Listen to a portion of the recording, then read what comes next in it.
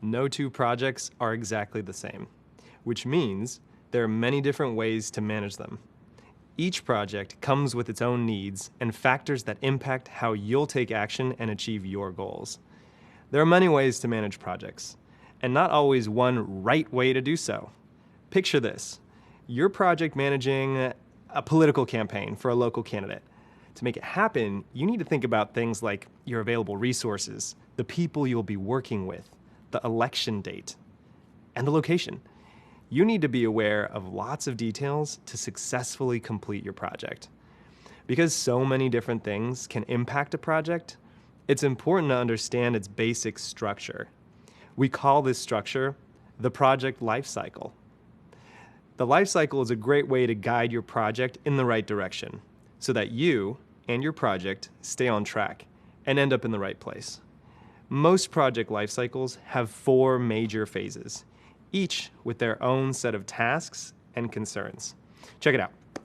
The main phases of a project are initiate the project, make a plan, execute and complete tasks, and finally close the project.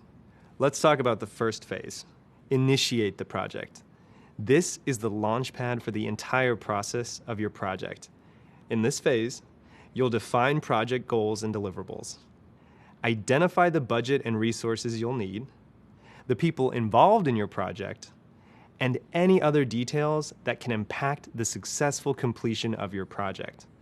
You'll document all this information in one place to showcase the project's value and hopefully get approval to move forward with it. Once the project is approved, it's time to get rolling.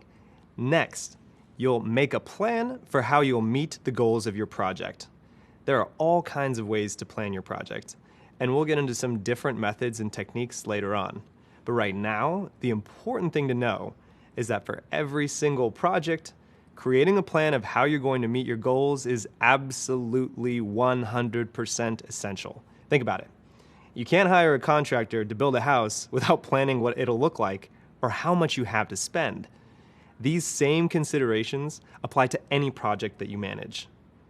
To be effective, your plan needs to include a lot of things. For example, a budget, a breakdown of all the tasks that you need to be completed, ways to communicate team roles and responsibilities, a schedule, resources, and what to do in case your project encounters problems or needs to change.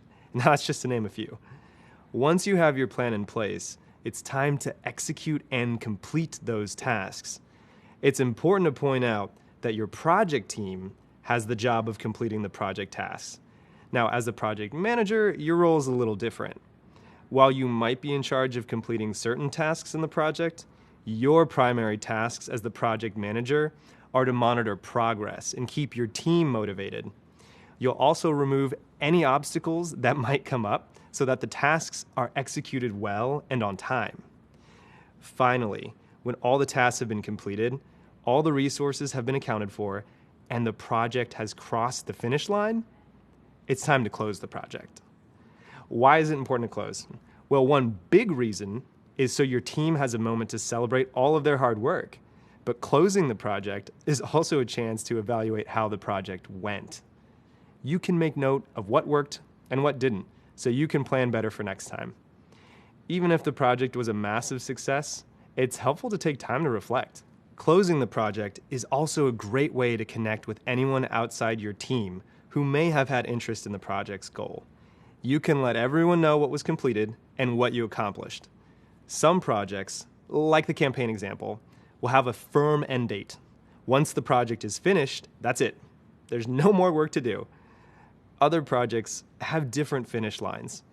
For example, a project where you're implementing a new ordering system at a restaurant is complete after the system is set up and the employees know how it works. At that point, your goals are completed. Now it's time to hand over the project to another group whose job it is to provide support and make sure the system stays running on a day-to-day basis.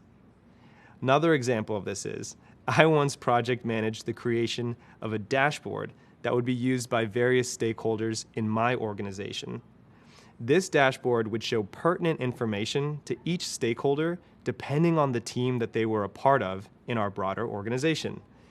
I project managed the beginning, from writing out the vision for the project, to the end, where we delivered the dashboard.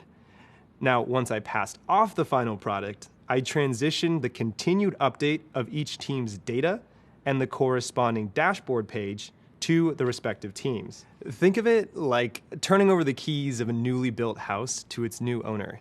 The project of building the house is complete, and now it's up to the owner to take care of the house's maintenance and the upkeep. So there you have it. The project lifecycle. The exact name for each phase might change depending on the type of project or organization you work for, but the general idea stays the same. And following the project processes you will learn in this course will set you up for project management success. Next, we'll take a closer look into what happens during each phase of the traditional project lifecycle.